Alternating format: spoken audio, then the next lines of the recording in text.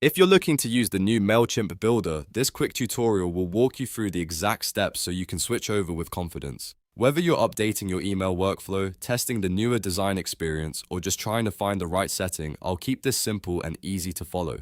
And if this video helps you out, make sure to hit the like button and subscribe for more quick software tutorials just like this.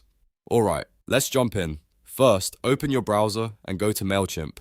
Once you're inside your account, look to the top right corner of the screen and click on your profile icon. This is where Mailchimp keeps your account and the personalization settings, so it's the first place we need to go. From the drop-down menu, click Profile. This will take you into your profile area where you can manage account-related settings. After that, look for Settings. Click on Settings, then choose Details.